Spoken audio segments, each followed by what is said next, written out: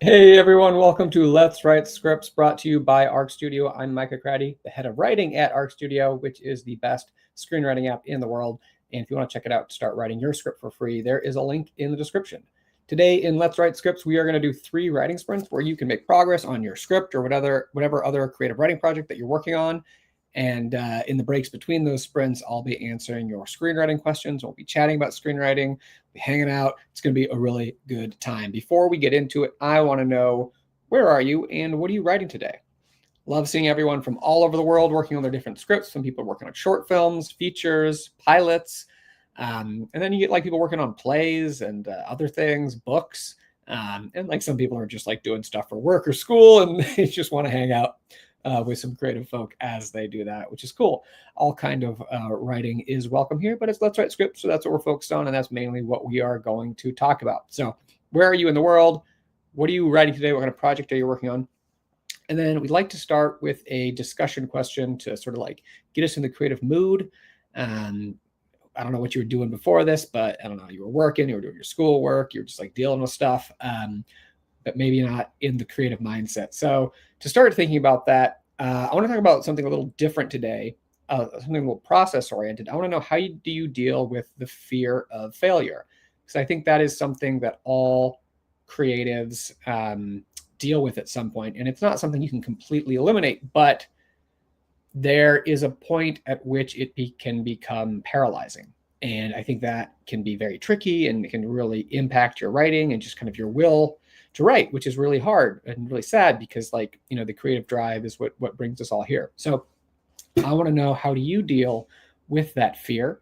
Maybe any specifics you have or like examples you have. I would love to hear it in the chat, and I will share some tips and some thoughts, just kind of from my experience and from my brain. So get in the chat, let me know where you are, what are you writing today, and how do you deal with your fear of failure when it comes to your creative projects? I'd love to hear it. If you're feeling it, please like this video, hit subscribe, and turn on all notifications. We have a lot of great screenwriting content on this channel, a lot of videos that I've been making recently. And turn on notifications so you can find out more about those. And also just like check out the channel. We got a lot of stuff in there. A lot of times when I'm answering questions, which we'll be doing a little bit later on, I'll refer to some of those videos because I can, go in more in depth in some of them on different topics, like writing a story for a movie, or like writing better scenes, or character intros, or midpoints, or a lot of different stuff. Tension. There's so many different topics in there. So check that out. Loving seeing people in the chat. Karifa from Georgia, so glad you're here. Zoe, so glad you're here. Cash, oh, you're now Short Thumbs Films, awesome. Working on your second short film. It's much easier to film than the first. That's pretty good. Karifa, how am I doing? I'm doing all right. Yeah, this has been a pretty good week. I've been working on a couple projects. I have a pitch coming up that I'm excited about that I'm going to be working on. Like I kind of emailed just like an exec that I know about a project who was excited to hear it. So I'm kind of in the mindset of working on that pitch, which is always good to like get positive feedback. And it's also cooled off a little bit in LA this week, which heat and me don't like. I like it, but not when I'm trying to get work done. Like I don't know. There's something about the heat that, I mean, I guess there's like biological, physical things where like heat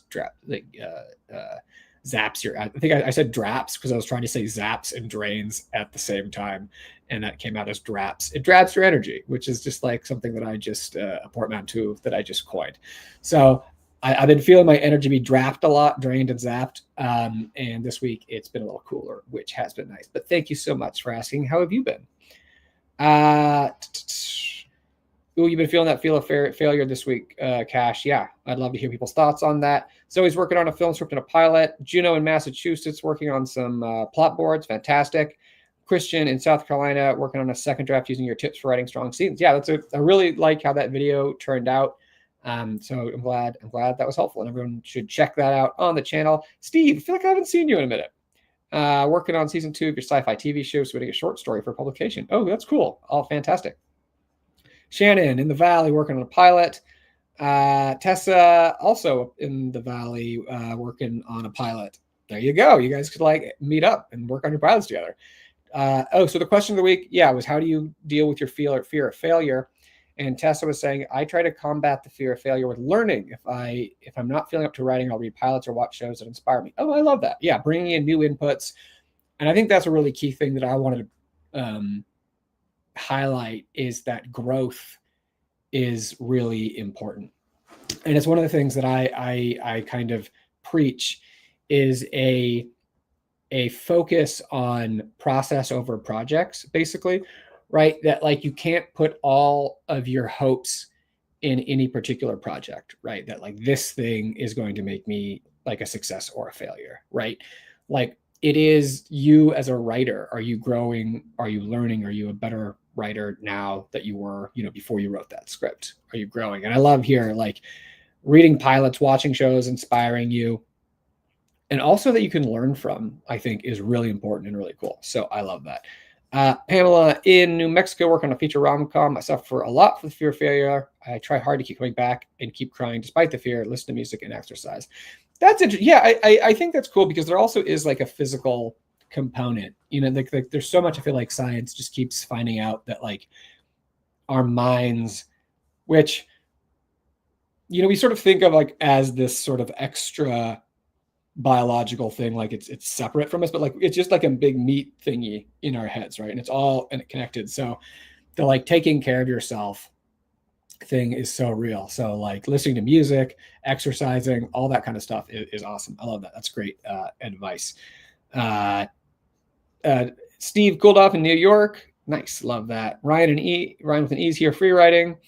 Brian Acosta, deal with your fear of failure in your plan. I plan the project so intricately that failure is not an option. If you could actually do that, that's pretty impressive. I don't know if you can really plan your way completely out of failure, just because like, unless it's like from the perspective of like what a failure means to you, because, in certain things, they're just like, there are things that are beyond your control, but certainly preparation and having a plan is a good thing.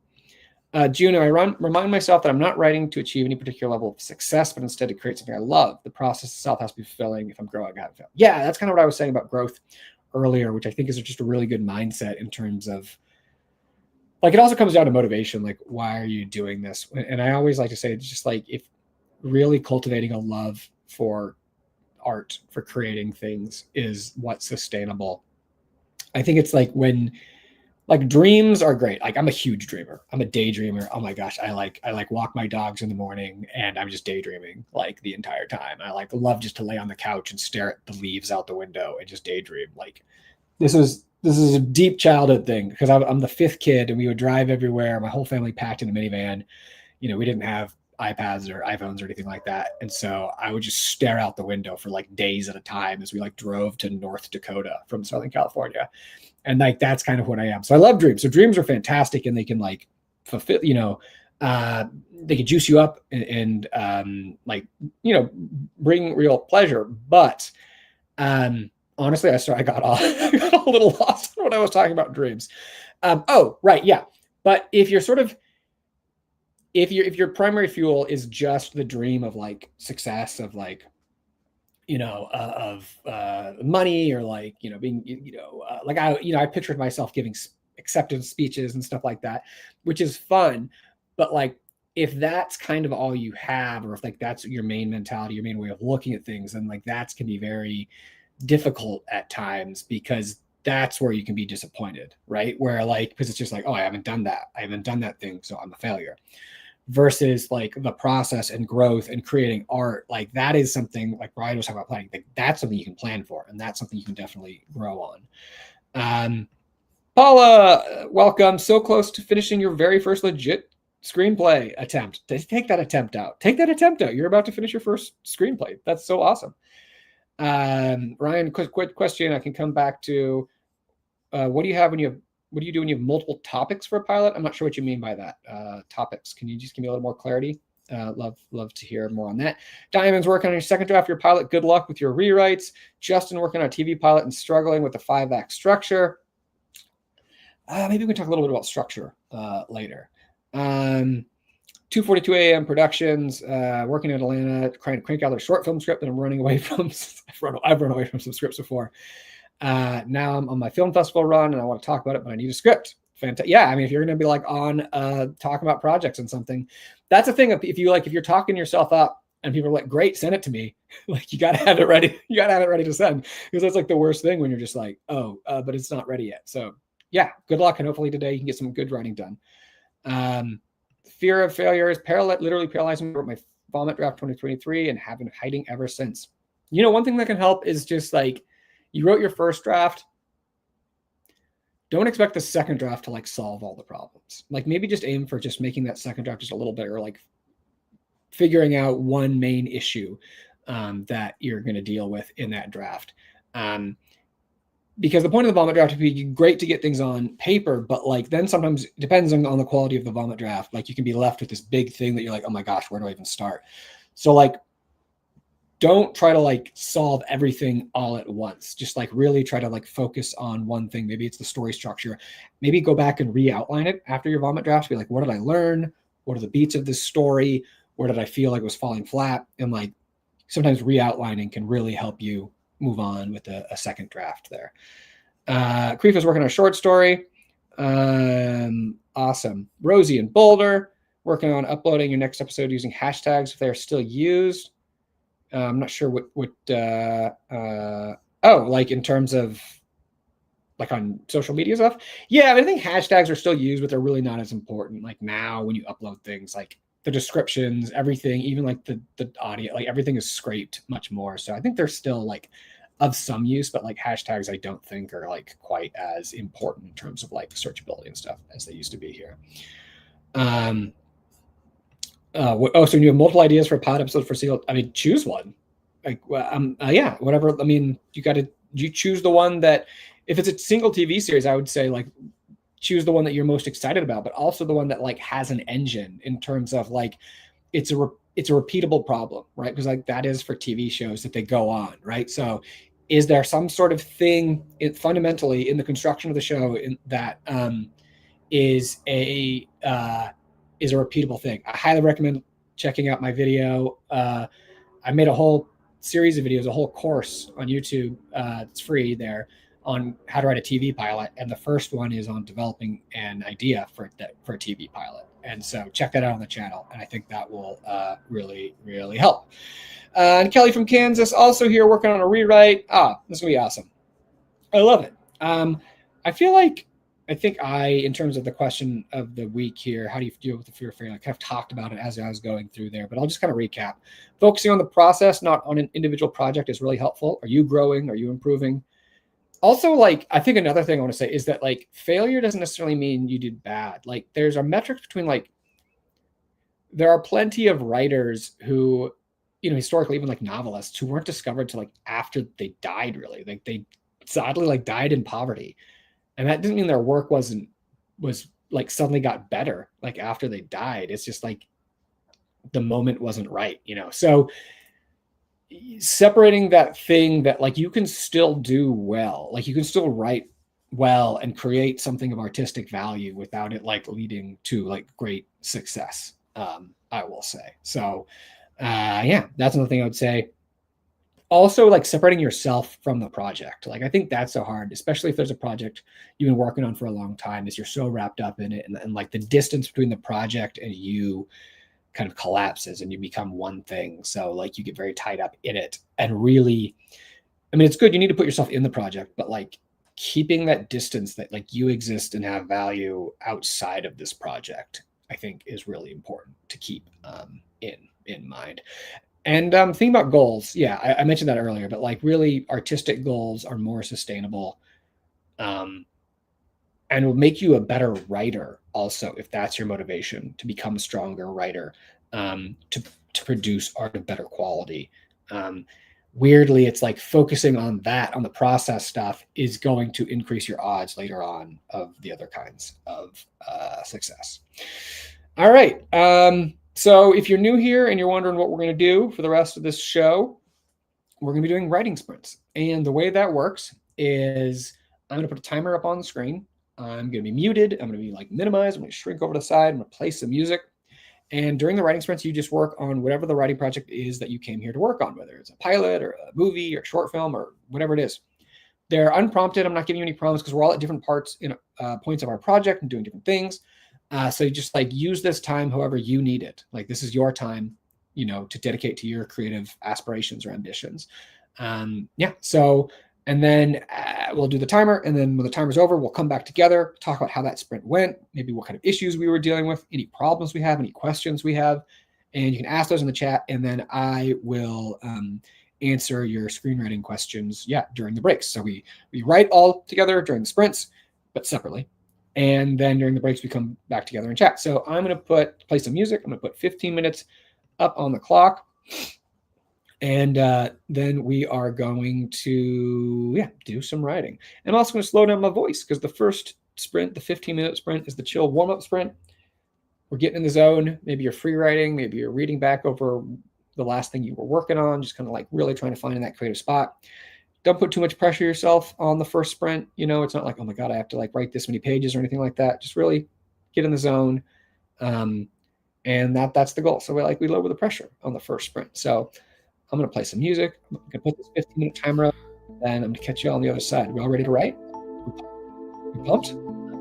Let's do it. I'll catch you guys on the other side. 15 minutes on the clock here.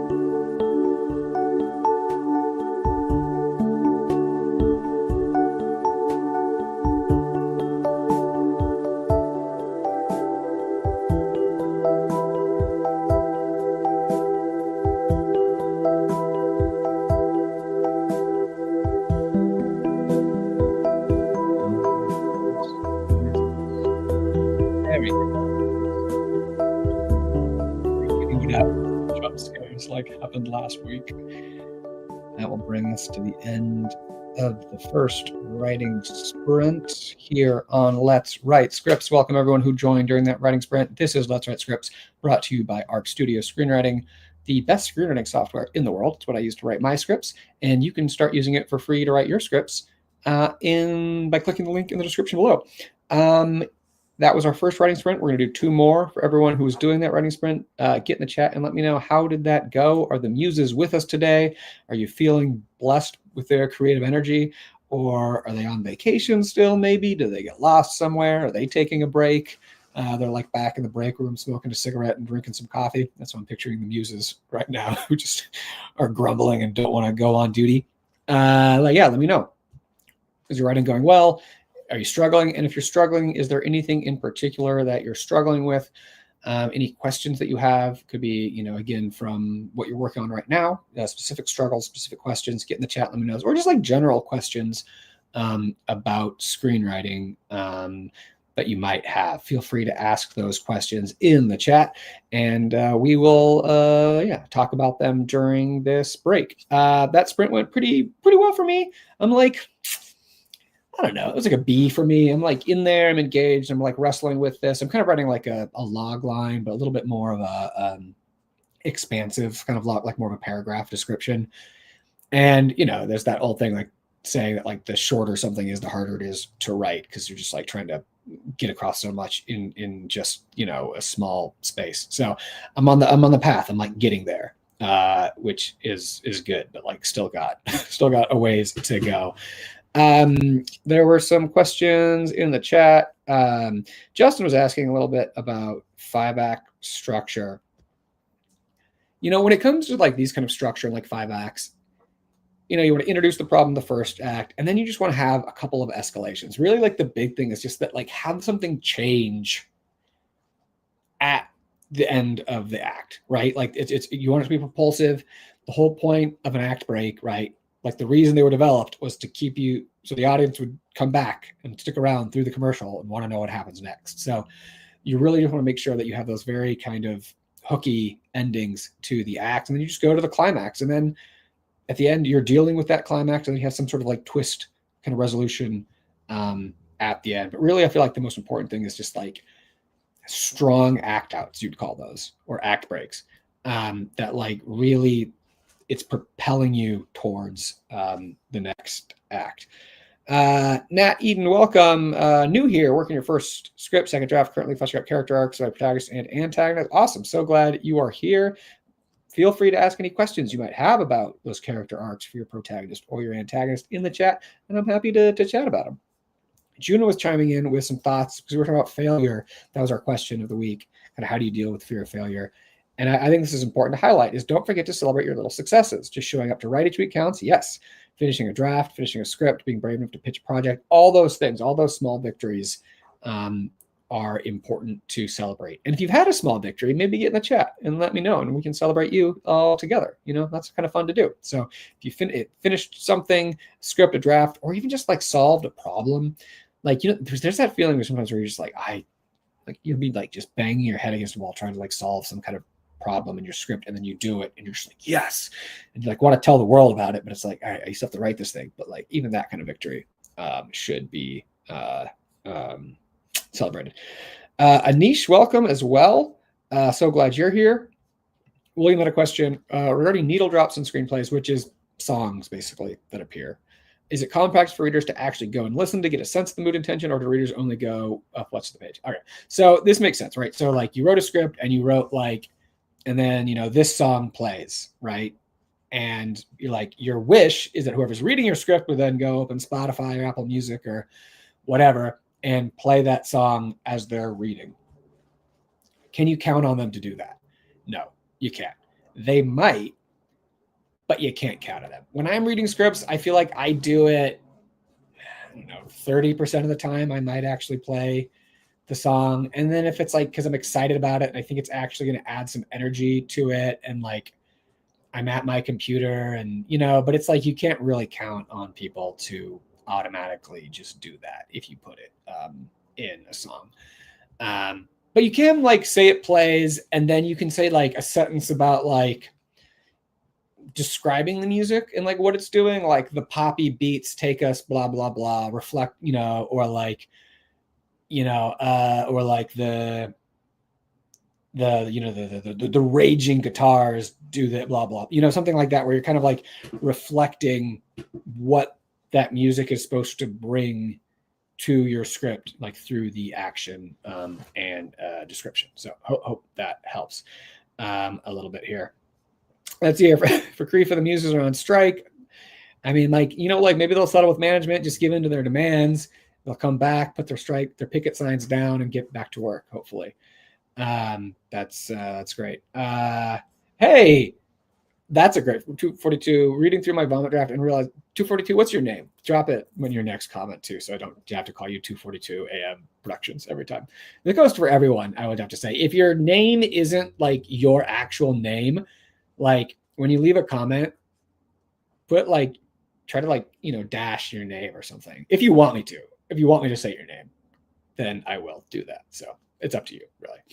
But your vomit draft is not as terrible as scary as I thought it'd be. That I'll have to say that happens a lot. There are times, because like when you're in it, and this is one of the reasons why it's actually good to like put a draft down for a while and step away. Like when you're in it, sometimes you're so overwhelmed and you're just like, and you're like, oh my gosh. And then a little separation, and you come back at it, because it's basically like you're coming back at it with a more analytical than emotional, and like, because it's like, when you're reading through, it's like all your hormone, like your body's a physical thing. There's like physical reactions happening. So it's like messes with like your brain chemistry. It messes with how you're reading this thing. It's shaping everything. And if you step away and come back, you don't have all that stuff going on anymore. And you're just like, okay, yeah. All right. No, I see I need to fix that. Well, that's pretty good though. Okay. But if I do this and I have this. So like you can come at it with like a more problem solving mindset. So glad to hear that. Kelly had a good sprint warming up here.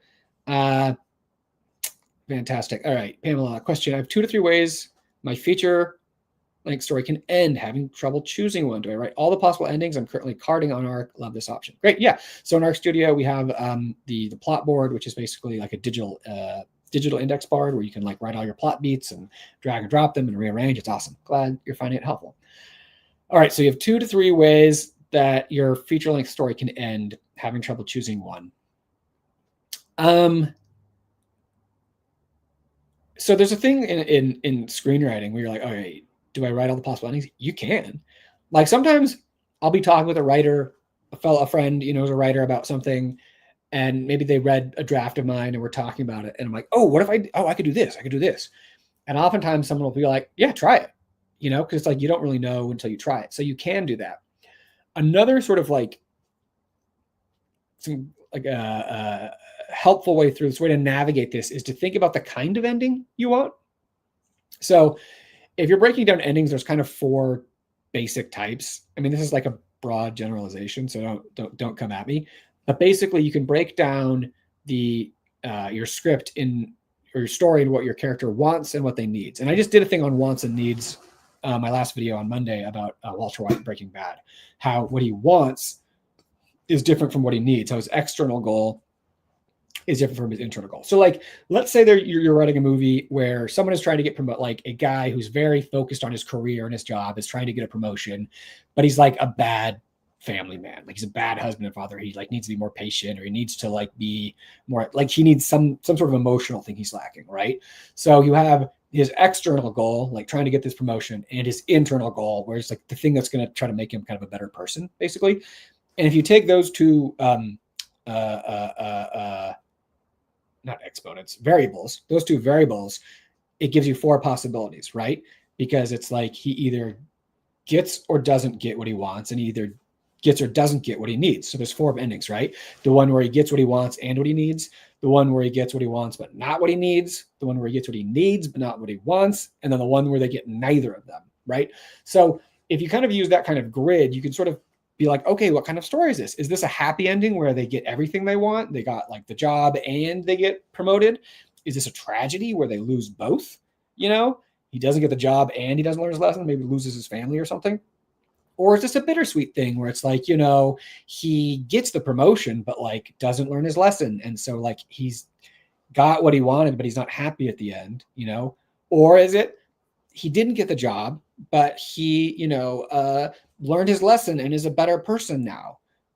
Those are all 4 possible endings, and they're all very different stories, right? So what story are you trying to tell? Like, what kind of ending do you want it to be? Yeah, that's one way to think about it. Yeah. Let's see here. Trevin, been in and out over the last year, managed to finish my screenplay. Hey, congrats. Submitted to a contest, received feedback 2 nights ago, to help my breath, but is overall pretty positive. I'd say I got a B. I'm on the rear right now. This is the hard part. B's not bad, but I want to speak a little bit about that, getting feedback, because sometimes the feedback it feels bad, and sometimes it's not that bad, but it still feels bad because like we are emotional creatures. And when I get feedback, that's why I like talking to people about stuff more than getting email notes. But like sometimes that's how you get the notes. They're emailed and you can't really, it's fine. Like you don't really have a choice. But when you get it emailed and you just get that wall of text and you just look at it, like I just have a very visceral, immediate, emotional reaction to that. And if you find yourself in that position, don't do anything. Do not reply to the person. Don't read the whole thing even. Just literally step back and don't think about it. And let the emotional reaction pass. And then come back and look at it. And then you'll be able actually to engage with it, I would have to say.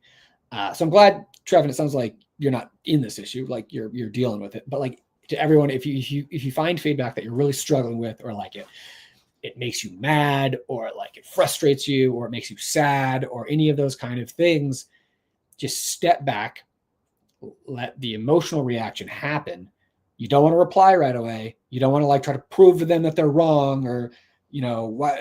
Just don't do anything. Just step back, let it happen, and then come back, and then you'll be able to actually like read it analytically and think, okay, that's a good point, or that's wrong, but I think there's a reason they get there. I always talk about this thing called the note behind the note, where sometimes they'll give you a suggestion that's wrong, but the reason they're giving you that suggestion is because there's some problem and they didn't know how to put their finger on it and they don't know how to solve it, but they're just, something's off to them. And they're like, this is maybe do that. And you're like, oh no, that's the wrong way to do it. But the reason they're saying that is because there's some other underlying problem that now that I know it's there, I know how to fix it, or I can figure it out. So some thoughts on notes for y'all.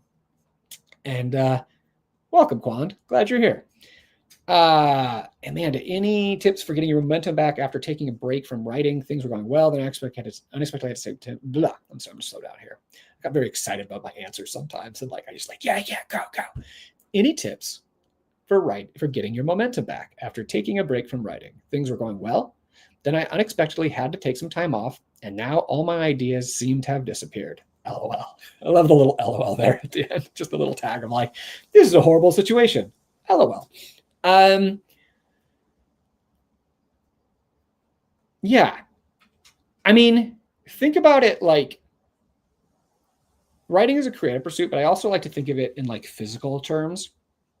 Like I think of the brain as a muscle. So you can think about it in the sense of that, like, yeah, if you haven't exercised in a long time and then suddenly you go to the gym and, you haven't gone running for a long time and then you're like, I'm going to go run 5 miles. Like you're going to struggle, right? So one, don't stress out too much that if a muscle you haven't used in a while isn't as strong as it was when it was getting exercised regularly, right? I think that makes sense. So don't worry too much about that. Just keep working at it. Free writing, I think, is fantastic. Observing the world, going back to look at your old ideas. Like I love going through my old notes or something. I'll just have an idea I wrote 5 years ago that was just like a sentence somewhere, and I look back at it and I'm like, oh, that's interesting.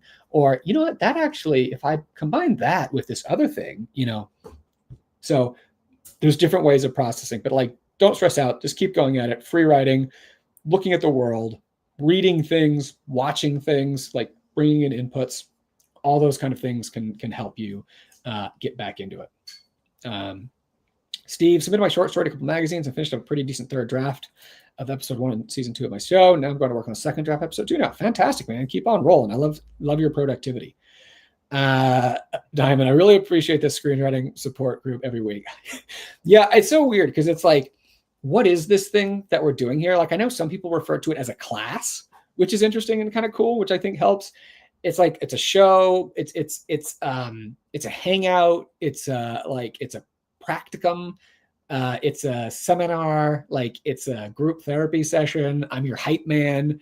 I don't know. It's a lot of things. It's fun just to kind of like, and I feel like every week there's a different flavor to it too. Sometimes it's like very like technical and practical. And sometimes I feel like I'm very like up on stage at like some sort of seminar about like personal growth or motivation or something, some sort of like a motivational speaker. That like what I was trying to get at it. So it's like every week, I don't know what it's going to be. It depends on like how y'all are feeling and what kind of questions you guys have.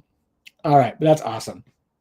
My voice, you can hear it. This is like when I know I've been talking too much and it's like time to get into the next sprint. All right, so we're going to get into our next sprint. This is the 25-minute writing sprint. The big one in the middle, the Goldilocks sprint.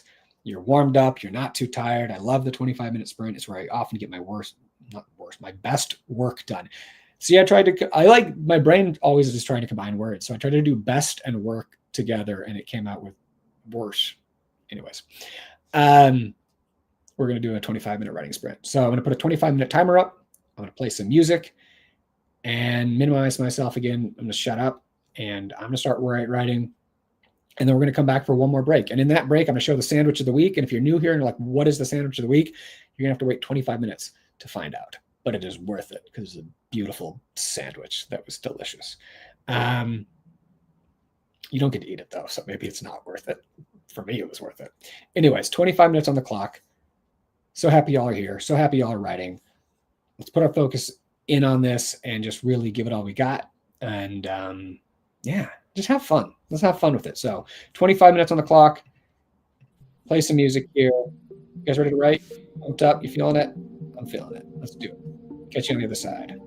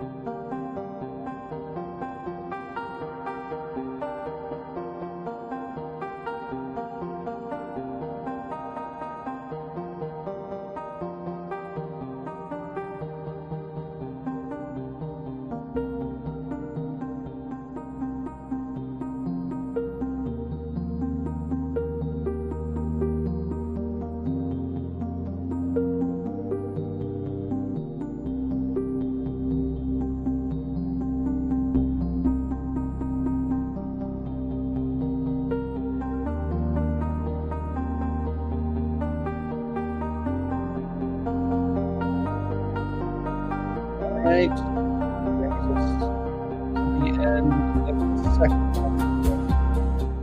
25-minute writing sprint, the Goldilocks writing sprint, where you're warmed up and not too tired. If you joined during that sprint, welcome. This is Let's Write Scripts, brought to you by Arc Studio, the best screenwriting app in the world. And if you want to check it out to start writing your script for free, there is a link in the description, or you can just Google Arc Studio screenwriting software. Yeah, so glad that you all are here. If you did that sprint, let me know. How did it go? If you struggled with the first sprint, did the second sprint get any easier? Did the muses show up, come riding to your aid, like the Rohirrim in the Lord of the Rings, The Two Towers? Or did they leave you abandoned still?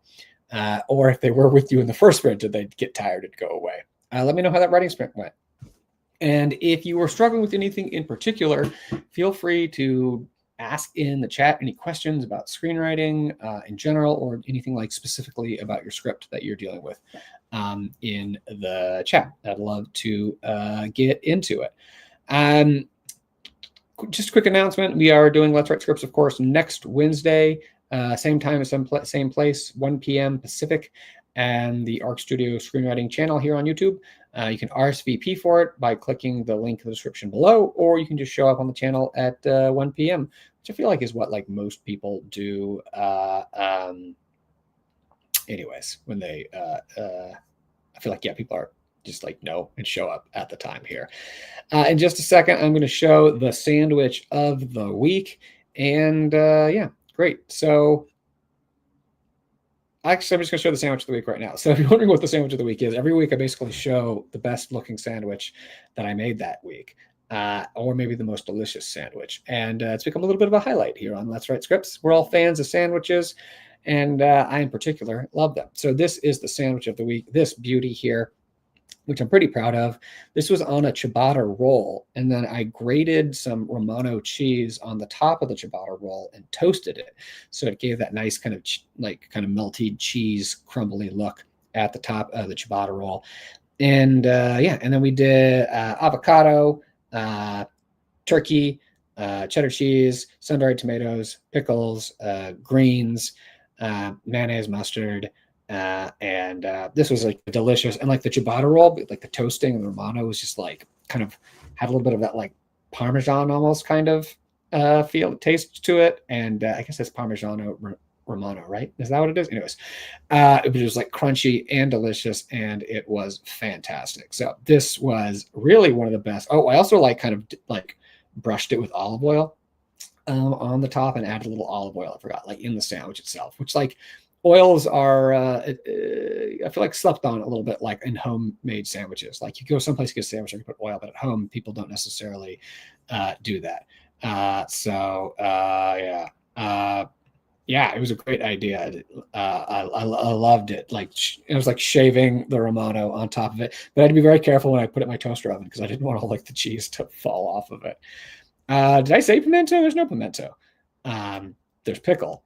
But I'm not a pimento person. I'm not a fan, personally. I'm sorry to say, we all have our biases in life.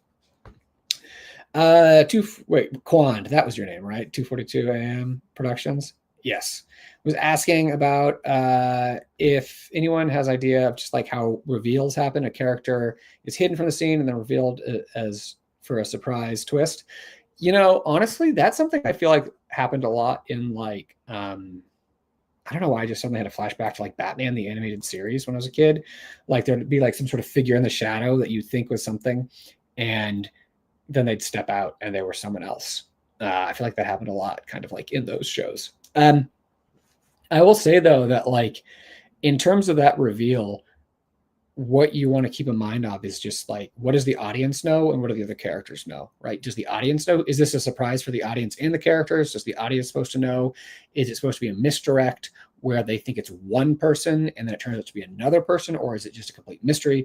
Like just those are the kinds of things that you keep in mind and then just like write to whatever that is. But if anybody else has any other suggestions, they can get into that.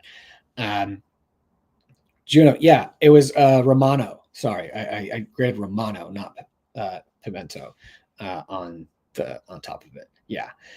Ron Anthony, do you have any advice for faith screenplay? Yeah, I mean, honestly, just like treat it like any other genre. So at the core, it's going to have the same storytelling principles as like anything else, but each genre is going to have its own sort of set of expectations and kind of practices and like what the audience thinks is in that kind of movie, just like a romance or a Western or like anything kind of that. So just like identifying what are the hallmarks of that genre and then instituting them and putting whatever like twist you want on them into it is what I would suggest. Paula, you've made me a bread snob, and I'm not sure this is show the top of the line. This is actually, I have to say, it was really good. I'm sorry that this bread doesn't like meet up with your. It is a different bread place than I usually go to, but it was a roll, which is different from like usually I get like a bigger loaf and slice it up, and this was just like kind of a pre-baked ciabatta roll, which is like. I appreciate it because it was just like a different experience. Like I gotta mix it up when I show you guys sandwiches. I show a lot of sandwiches on this show. Ciabatta, boom. Love that, Pamela. Yeah, so there we go. That is the sandwich of the week. Loving it. Love you guys. You guys are here. We are going to do one more sprint to close things off. We're at 2:20. We're going to do a 15-minute sprint here, and we are going to. Cash, you're doing a faith version of Pulp Fiction. I don't know how much with the Venn diagram of those two audiences. I don't know how much they overlap. But I mean, good luck. That's going to be no one who watches will get the references. Yeah, I think those are very different audiences. But that kind of, I don't know. That sounds interesting. Good luck, man. Good luck. That's not going to be easy to pull off. All right, we're going to do again here the 25-minute sprint. Not 25, 15 minutes here at the end. Yeah, I'm so glad you all are here. I hope to see you next week.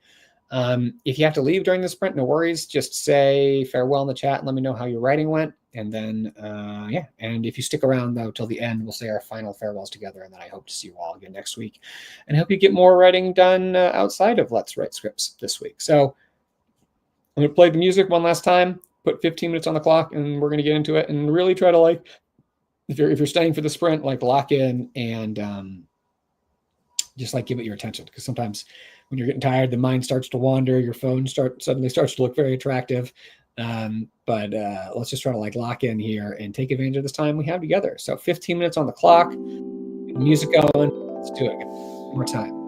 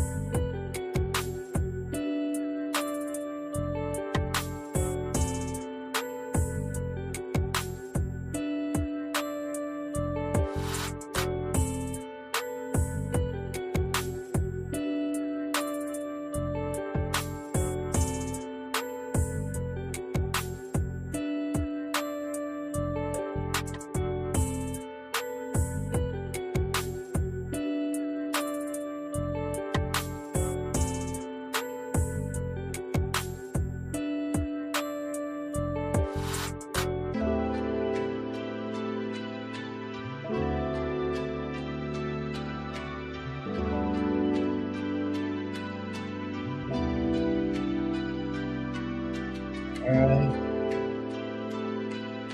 that brings us to the end of the final writing sprint and of this week's Let's Write Scripts. Thank you, everyone, for showing up today, for showing up for yourself, showing up for your writing. I hope you had a great time. I hope you got a lot of writing done.